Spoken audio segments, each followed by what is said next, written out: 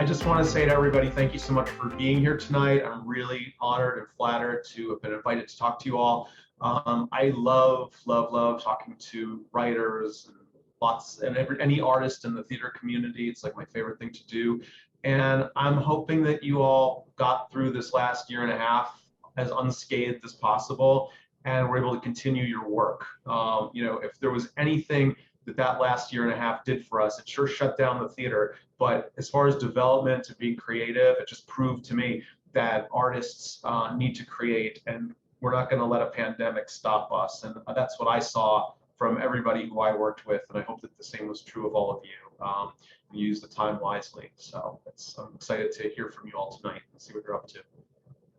All right. Well, our first questions are, what are the effects, current and future, of the pandemic, specifically on the off-Broadway scene? Sure. When this whole thing started, I was doing a lot of talking about the state of Broadway, and they said to me, like, well, how long do you think that will be shut down for? I mean, I didn't have a crystal ball or anything, but they said, what do you think? And I said, I bet it's going to be at least a year. And they said, a year? They said, you're crazy. It's not going to be a year. I said, I think it has to be. I said, it's too dangerous, and we need to wait until we have a vaccine, and we need to wait until we have proper treatments. And theater, you're sitting on top of each other, like, it's terrible. And theater, the business of theater, Broadway for sure, doesn't allow you to run at 50% or 25% capacity. You have to be allowed to have 100% capacity in order to make it work. So I didn't know how it would possibly be open until all those pieces were in place. So even now that we're opening in September, thankfully, it's still not magic. It's not like, oh, theater's open, great, everybody's going to go back. We still have to worry about tourists coming to New York. We still have to worry about the safety precautions. We have to worry about PTSD. People have been locked up in their houses and afraid to be by people. And now they're going to go back and be elbow to elbow with people again, even with vaccines. It's like, it's nerve wracking because there's these strains and whatnot, and they break through and you hear about people getting COVID again, hopefully not as bad as they would have without the vaccine, but they can still get it. So people are very gun shy about going into theaters and whatnot. So when you look at the article that just came out last week about like Hamilton and Wicked and all the big shows, they're not sold out. And those shows would have been completely sold out. So the idea that every show on Broadway is opening up within a few months of each other is a really optimistic thing to do, I think. I was actually thinking they'd open a few shows, see how it went, open a few more when those were really sold out, and keep opening a few at a time. But nobody wants to be the one not to open. So, everybody's been sitting around for a long time. So we're going to have to see. This is not like everything's perfect and we're back. This is going to be like a wait and see, and we hope it does well. Now, to answer your real question, the real question you just asked was about off-Broadway. So off-Broadway, it's a double-edged sword, right? So off-Broadway, on one hand, you say, well, Broadway are the shows that get all the attention and they're struggling. But the thing about off-Broadway is they're maybe not getting as much attention as a Broadway show would get because of the advertising budgets and whatnot. But you actually can do a lot more things with off-Broadway because you don't have as big of a capacity of people.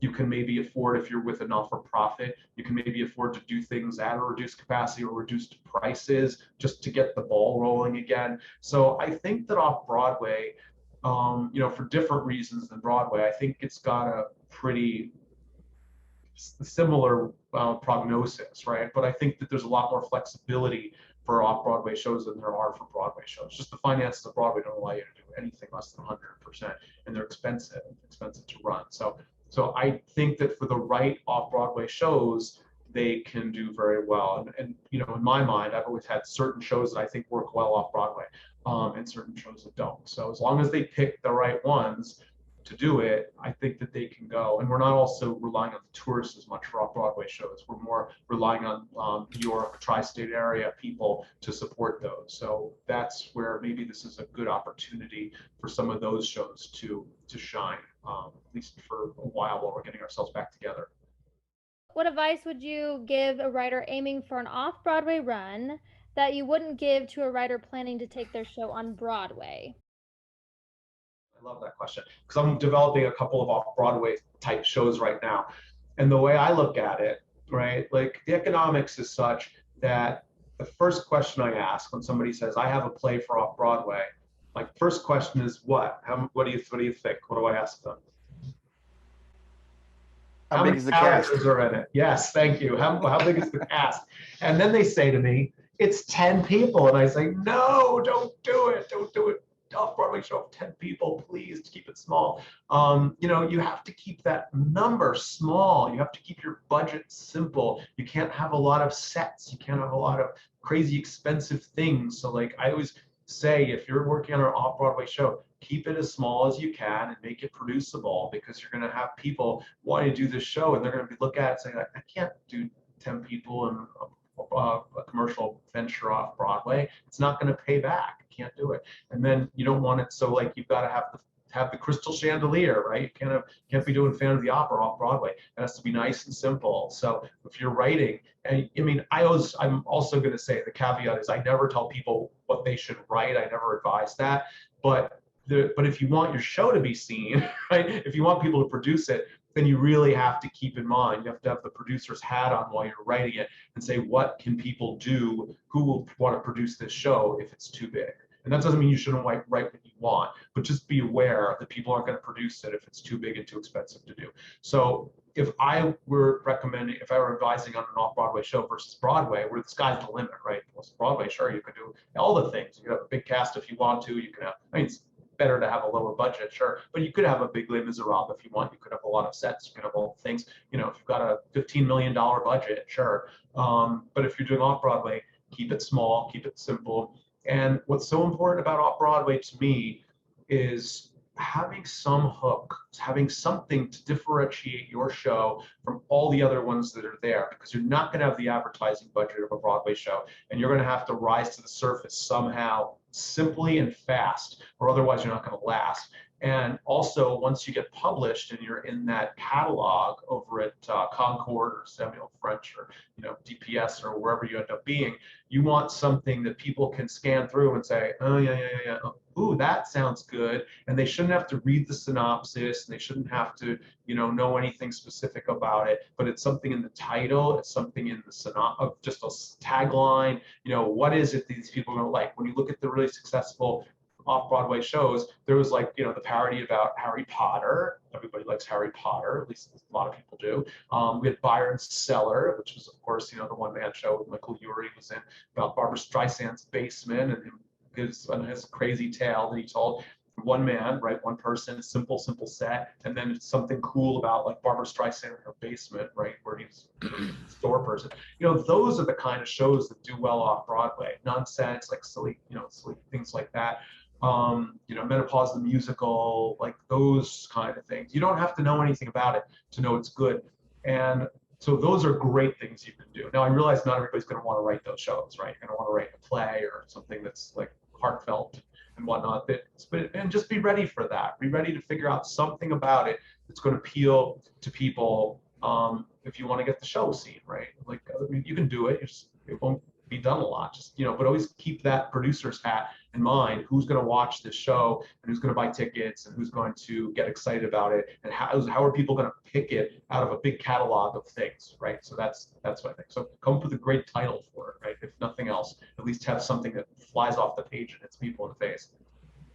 Right. Thank you, Jim. And I think the follow-up question there is, how do you, if you do have that off-Broadway run, is it viable to make a sustainable licensing for your show afterwards? Or can you be branded? Or if you just had a short off-Broadway run, what would be the pathway out of off-Broadway to still make a sustainable living for your show? As you're wearing your producer's hat, and you're going to learn more and more about how to do these things as you go. And certainly the first time you go through, having a good producer who knows what they're doing and has done this before is going to be invaluable, because what you're going to want to do is, and it's not up to you really, but it's good for you to know, right? It's good for you to understand the process. I always like a writer who understands what we're going to do, so we can be collaborative and talk together. And as a producer, I like to be like, this is my plan, this is what I think we should do. But you as a writer shouldn't just be like, well, I don't know anything about this because I'm a writer. You should take interest in your work from a professional point of view too, right? You have to be your work's best advocate. And I know playwrights who don't know a thing about the business world or selling a show or the process of producing. And I know others who know all of that. And those people make this their life's work. This is their job. They're not like, oh, I wrote my play and it's done. They're like, no, I wrote my play. Now I got to get people to see it. And then that's the next part of it. So by knowing those not-for-profits, by knowing producers, by meeting all these different people and talking to them, it's like you're building your network. And that's super helpful, because what a producer should do, if they know what they're doing, is before you even start to work on the production, they should already have in mind what the life cycle is going to be for the play. So, many times what people will do is they'll do readings of it, right? Do developmental readings, you'll get to work on it, allow the people a safe space to create. And then when they're ready to do a production of it, you might want to do it out of town, right? It's cheaper, you have a built-in audience, you can get audience reaction, and it's not in New York yet, right? So you do it out of town. Maybe you have reviews, maybe you don't, maybe it's just for private people, private audiences, and you really put it through its paces. And then once you've decided that it's done, right, that you're happy with, I mean, the play's never really done, right? We just give up on it after a while. But once you're ready for it, once you think it's ready for the big time, then you could do a tour of it that ends up on off Broadway for a while. You run it like it's just one of your stops on the tour. You could go to off Broadway for an open-ended run, or you do a limited run and then you could extend it. Not-for-profits are a great way to do that, but certainly there's nothing wrong with doing that at a commercial theater like Theater Row you mentioned before, or New World Stages, or any of those great places. And it's really important, if your show is going to be noticed by the world, that you brand it in New York. It's just, it's just one of those things. If you have a play and it was never done in New York, a lot of people will just be like, oh, what's wrong with it? It's done in New York. So even if it's for a short run, you want to make sure that New York is part of it. And then the next goal is, if it's a musical, make sure it's in your budget to have a cast album. I can't tell you the number of people who don't budget a cast album as part of their capitalization for an off-Broadway show, and then their show is done, and then it's over with, and then there's no music that anybody can listen to. And I promise you, if people aren't familiar with your show and they're looking through a catalog at these publishers and they see it's a musical and they go look for the music and it's not available anywhere, they're never going to do your show. Why would they? So you have to make sure that you've got a permanent record of the music as a cast album, and you could do it not that expensively. There's ways to do it super expensive, and there are ways to get just as good of a quality for not that expensive. So make sure it's budgeted in, and a good producer should know that. And if you've written a musical and your producer doesn't suggest getting a cast recording, tell them they have to do it. It's like just a requirement. And then once you do that, then you can do a tour if you want to. That's another part of the life cycle. You could bring it over to London. There's a lot of great smaller theaters over in London, like at the Southwark Playhouse and the Charing Cross. There's a lot of really good places there. And then get it out there in the world and license it. And don't let it go then, right? You don't want to just be like, licensed it, all done. This is a property of yours. This is your work, and you need to go and be its best fan. So you'll want to be able to go and make friends with the not-for-profit. Send around to spend a little bit of money and time and make up a nice little mailer and say, hey, this is available for licensing now. Send it out to like all the little theaters around the country, and there's tons of them. Tell them this is available, and like really follow up with them, because that's how you're going to get this known. Like the more productions there are, the more there will be, because there will be seen on the internet. And there's all these artistic people, artistic directors at all these theaters who are looking for content for their seasons, and they will be scouring the internet, and they'll be looking at Playbill, they'll be looking at Broadway World, and all of a sudden they see a new one pop up and it sounds cool because it's all the things we just said before. It's got a good name, it's got a good concept, maybe it's a musical, maybe the music's really good, and maybe the reviews are really good, hopefully, and then they'll want to do it at their theater. So it just keeps all productions just keep feeding the next ones. So you want to make that your business and never be afraid to wear the producer hat. What do the most effective / best work with playwrights do as their show moves into production? Should we give you space? Continue engaging with direction and production team? Does it depend? What do you like to see as a writer that you're working with? getting a producer is not like the easiest thing in the world, right? Which is why I half jokingly said before, like, make friends with producers. Like, that's something you want to do. You want to have people who support you because they like you, and people who support your work because they like your work, right? It's got to be both, right? You know, nobody wants to be friends with a jerk, right? And they also don't want to be friends with somebody who doesn't write good work. So you kind of want to be both of those things, and make sure that you keep those relationships going.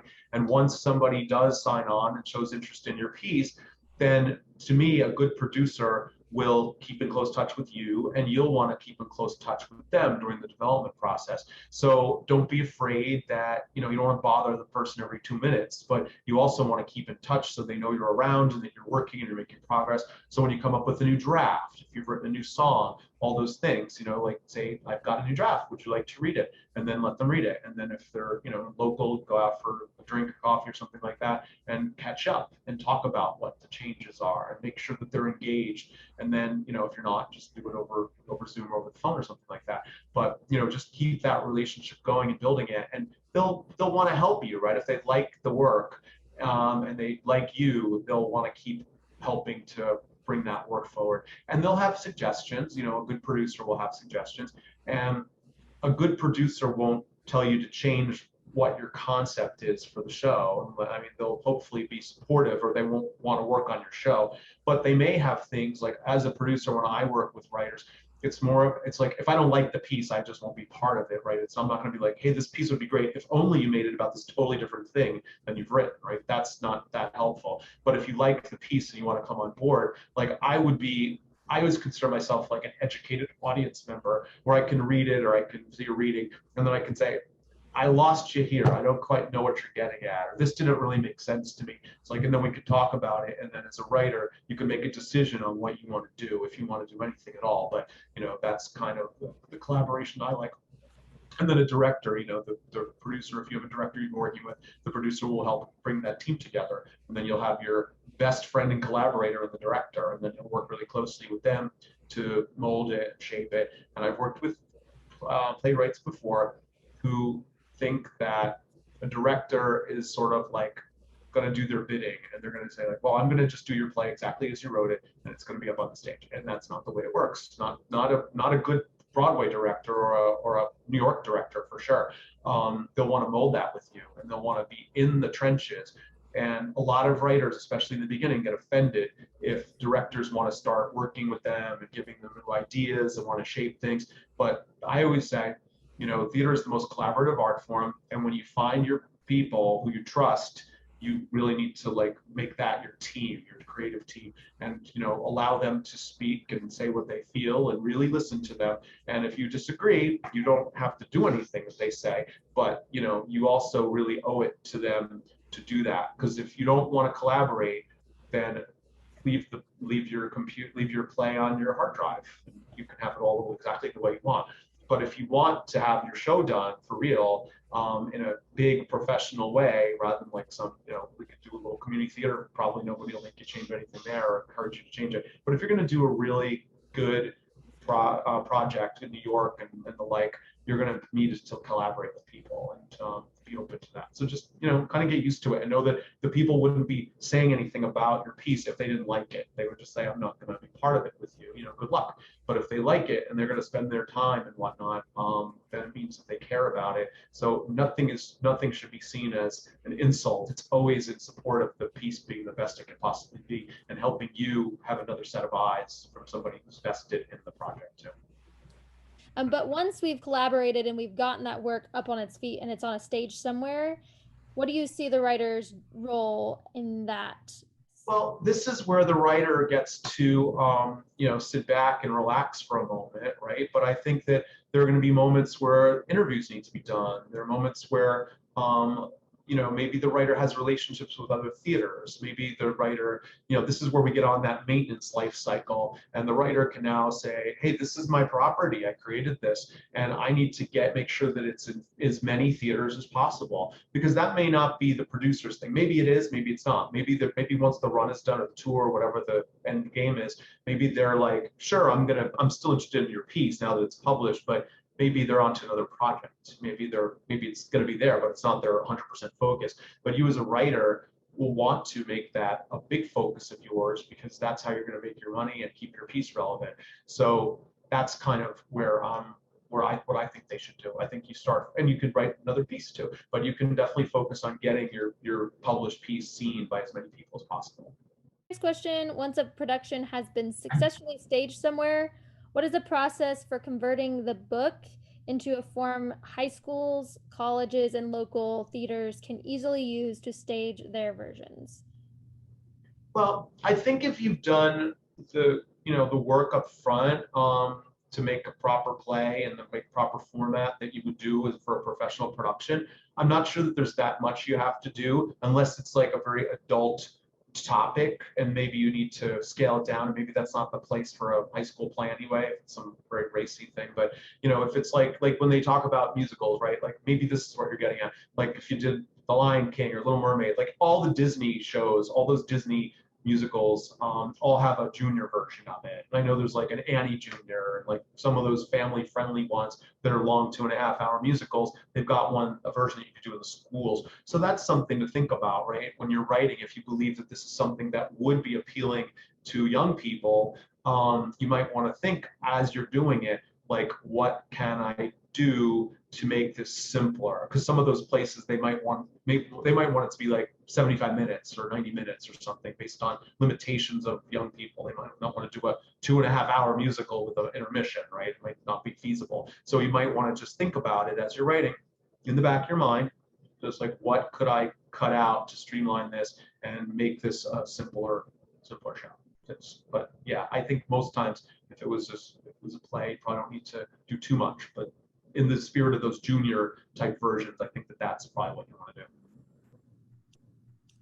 Perfect. So now switching over to kind of pitching to producers. At the recent pitch night session that we did with the Musical Writers Academy, we saw almost all the writers had created a short 2 to 5 minute videos about their projects. Are you seeing this a lot? Is this advisable to create to help pitch the project? Okay, so that's a great question. So for me, I personally don't need a video. Like I don't find that. I mean, for your pitch night, that was probably great because it's part of your exercise. I don't find that most producers would need a 5 minute video or anything like that. I think that like a title and a quick summary of what it is, the number of characters, the length, the running time. I think that whether it's play or musical, obviously, I think that that's really helpful because I think that's either going to pique somebody's interest or it's not. Like everybody has different tastes, right? So never be offended if like 5 people say they don't like that story because you're going to find a sixth person who loves that story. So I wouldn't get discouraged based on people liking the story or not, but I would give them the basics of what it is and let them decide, because I don't think a lot of people are going to take the time to watch 5 minute videos, and it's probably not worth your while. Just my feeling on it. You may hear other people who feel differently, but I would just prefer to hear what it is, and then it's like either a subject I'm going to like, and then I'll say, you know what, send me that script or tell me more. I want to hear the music. It's a musical. And then the other thing is when you're speaking about the show, just be really factual about what it is. Don't like editorialize, because I can't tell you the number of people who have pitched me shows and they say things like, please never do this. They say like, here's a show that's better than Hamilton. Do you want your next hit? This is it. And it makes me crazy because number one, it's not better than Hamilton. Like they give it to me and I read it. I'm like, I don't actually read it because I'm like not really interested in reading it. If somebody tells me their show is better than Hamilton, like it's not really relevant, right? So I don't need to hear that it's better than Hamilton. I don't need to hear that it's like, my next big hit show. So, just say what it is, and I'm like, I can do the rest.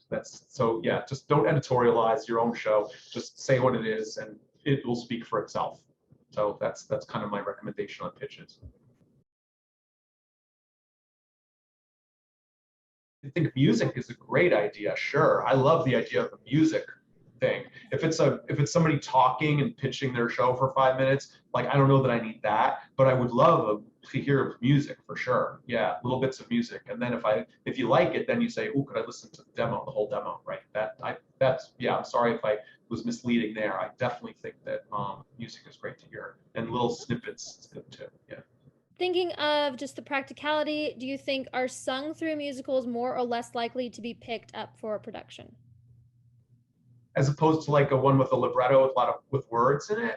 Well, to be honest with you, I don't know that I would say one is more or less likely. I will say that I don't think that they're in style as much as they once were. Like you don't really see as many fully sung through musicals these days, but there are them, of course. So I just think it depends on what the piece is. I don't think I would shy away from a sung through musical than a show that wasn't. I think you write what you want to do and then go for it. Yeah, that's my biggest recommendation for people is just write what you want. Like I don't think I'd be overthinking. Like I would overthink what I said earlier with the number of cast and the ease of doing it if you want it to be done.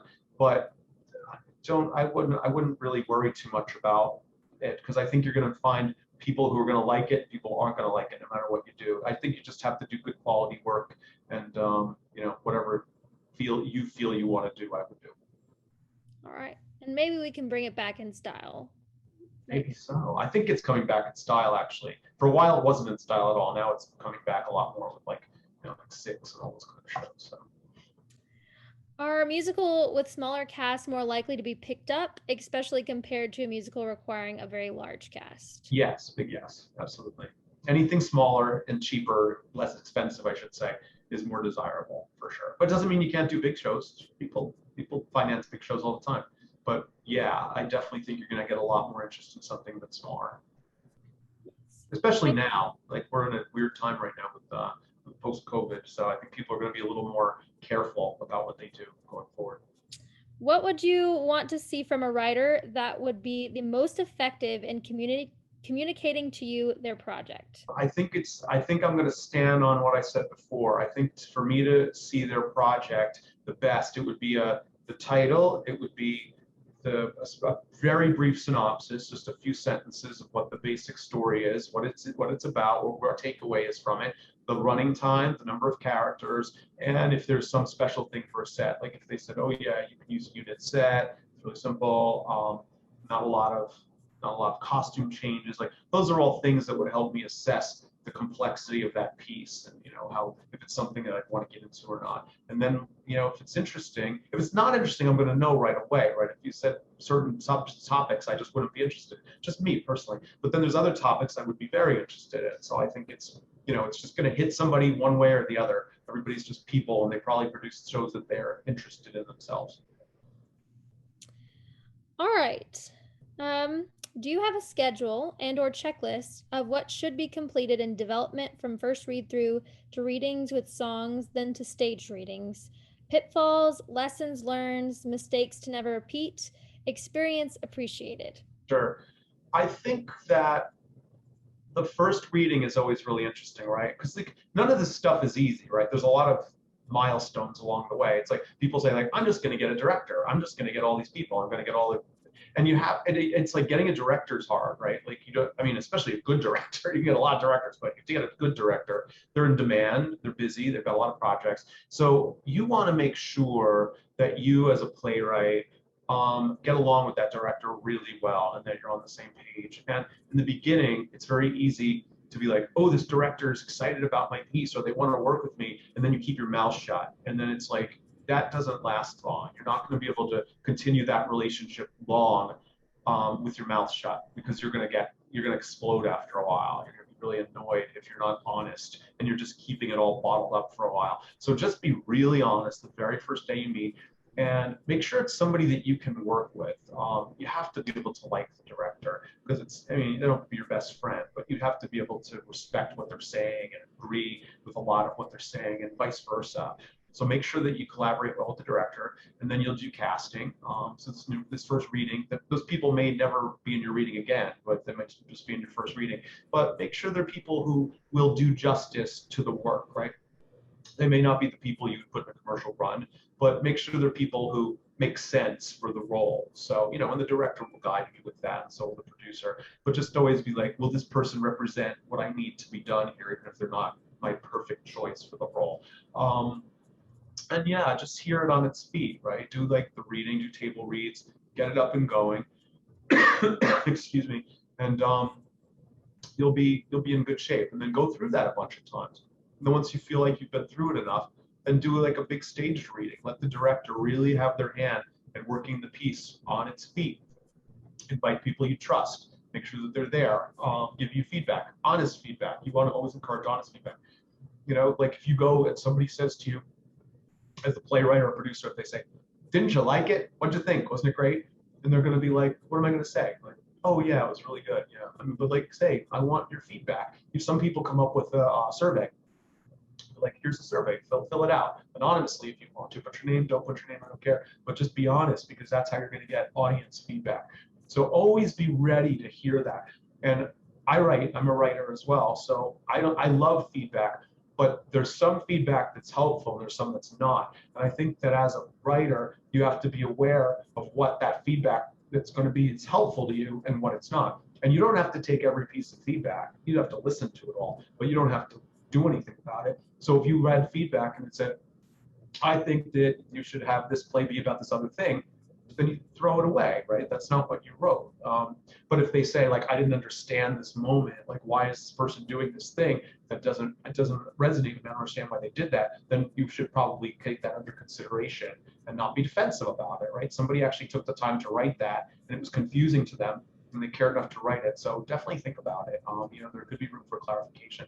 So that's kind of what I think. And then I think after you've done enough of those, you're going to feel like, "This is good. I think the piece is looking good." I said this a little before. You might want to do an out-of-town production or something in a, like a workshop, the workshop type of a thing, and get it on its feet. It's all about getting it on its feet and putting it through its paces. And the other thing that's so important to me is keeping a schedule. Like, you know, and your producer should do this. It's not really up to you to do it, but like, you know, sometimes people have to self-produce in the beginning. So just be aware you're going to have to wear your producer hat. You should know how to do it. And then just make sure that it doesn't sit too long without anything being done, right? Because people always talk about theater pieces take like 10 years to get to get productions, and it's true. A lot of times they do, because you've got all these different people's schedules. But a lot of times, because things sit, they're just sitting there for like a year, and nobody's touched it for a year. Then all of a sudden you dust it off again and get it going. So, you know, just make sure you stay on a reasonable schedule.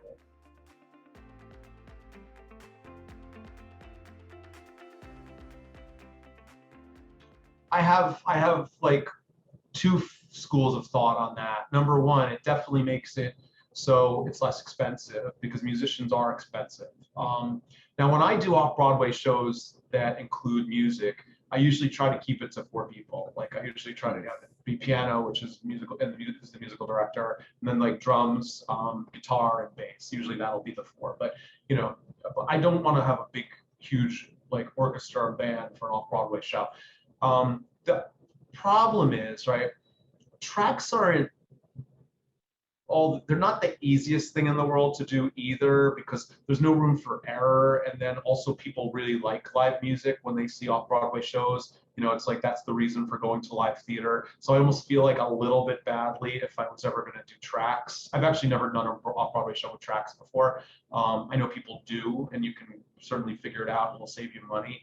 But I don't know. It's one of those things where you have to kind of weigh it. And it's like, see what your budget is. If you can swing it, I always like to do the live music, but it's a personal choice, and it's a producer choice too. So I don't think there's a real right or wrong answer. I just like live music though. I think that's one of the reasons we go to see musicals on stage. Unless it's a show that totally isn't like a traditional musical, unless the music is sort of like secondary. But if it's like really a musical, that's people tend to like to have live music.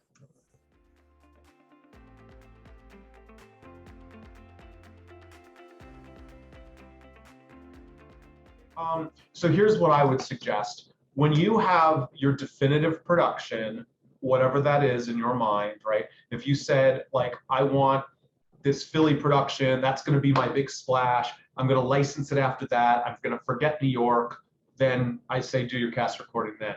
If you're saying, "No, this is an out-of-town tryout. I want to be in New York. I want to be off Broadway. I want to do a run for X amount of weeks," whatever that might be, that would be your definitive production. Then you want to record that. You can certainly have a demo album for sure. Like, if you want to just record your tracks kind of mean and dirty, you know, like down and dirty, get just to have samples of your music as you're trying to pitch the show as you go along the way. For sure, have that. Don't make that your cast recording. Just have it. You know, you don't have to spend a lot of money to get that. But when you're doing your definitive production, that's where you want to have your cast recording.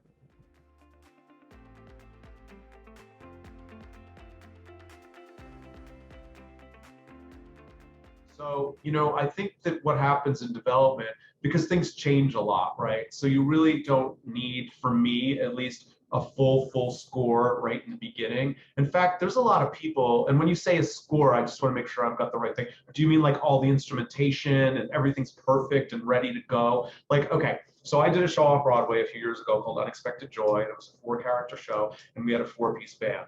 That's my example of the 4 I was sort of using for that size show. And when we went into the rehearsals, like the composer actually happened to be the person who orchestrated it as well. But she did, and I don't even think she was a full orchestrator. She did lead sheets. Like she was able to orchestrate for the different pieces, but she just had lead sheets. And like they played the whole show off Broadway with just lead sheets. And we did it out of town in Cape Cod a couple of years before that. And they just had lead sheets. So I don't think you need a full written out score unless it comes time to publish it. I think many shows, for developmental productions or even off Broadway, I don't think you need to go too crazy until you're ready to publish the music.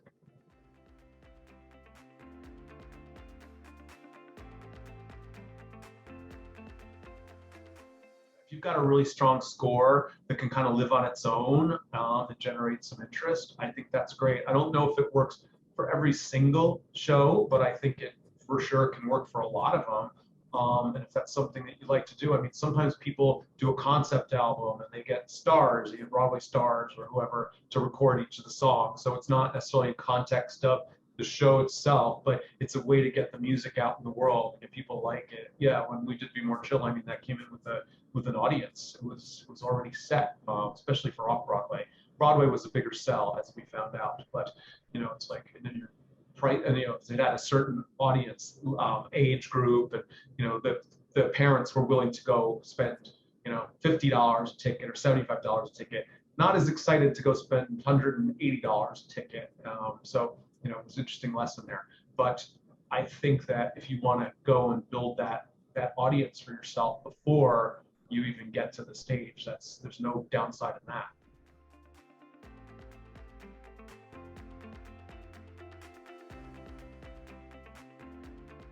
I think it's all so specific to the show, right? I don't think there's any one size fits all. I mean, Be More Chill was unusual because they were ready to, they just did the album and they put it out there, and then all of a sudden they realized they were working on another project with the same producer, and then all of a sudden they realized, we're getting like tons of hits and downloads. Like maybe we should talk about Be More Chill, and they did. And of course, it was almost like a joke. They were like, let's just do it at the Signature for a month or 6 weeks during the summer, and it just sold out immediately. So they kept extending it, which is great. I mean, that's one of those things you can't really plan. It just kind of happens. So I think that keeping your eye as a producer, and when I say producer, I mean you as writers too, because you have to keep that way. How am I going to sell this show? And if you've got a clever way to do it, why not try it? I think there's lots of different ways people can get excited about music, but I think it's on a case-by-case basis. So don't be afraid to think outside the box.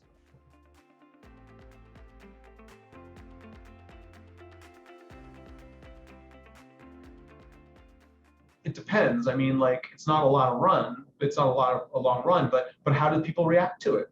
What did people say? Did they were they rapturous applause? Did you have any critics come in? How did you feel it went? Did you feel it was good and well received? Because you could get an idea, right? If you see a show, whether it's yours or somebody else, right? I mean, if you see a show and you don't think people are liking it, if they're falling asleep, or you feel it's not working well, you'll get an idea, right? But if you feel like, wow, 3 performances, that wasn't nearly enough for this, because this is a really great piece, then I think that gives you a clue. I think you can tell though from a few performances what's going on there, and then hopefully get a longer run. Maybe that's the next step.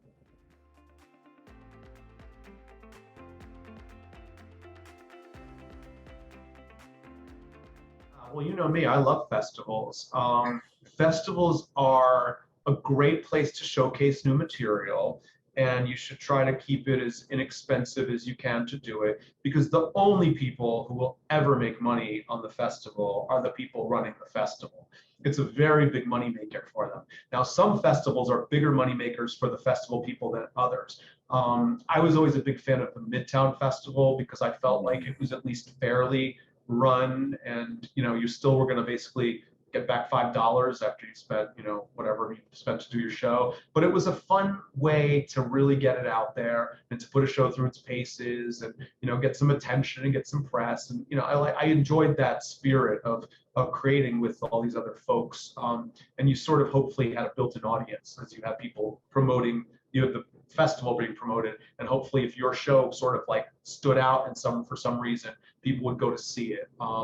Now, a festival can be bad if you're spending too much money on it. You could do a whole production for some of those festival prices, and then you're not going to really get your money back. So I think you have to just be super careful about which festivals you get into. And if you can do it for an inexpensive price that makes sense for you, realize you're probably not going to get your money back, right? So even though they say, oh, you sell tickets, you're going to get a percentage of the tickets. Yeah, forget it. You're not going to get much back. But because there's always the little fine print. It's like, well, you get it over a certain amount of tickets are sold, and then this other thing's going to happen. So just don't expect to get money back from the festival, but don't spend too much money on the festival, because it cost them like $100,000 to produce the show, and they only had like 6 performances, and they were spending all this money. And I was like, no. For $100,000, you could do a showcase off Broadway, probably less than that. So I wouldn't do it if it's too expensive. But I do like festivals in general if the price point's right. Good to see you all. Take good care. Thanks again, Mike.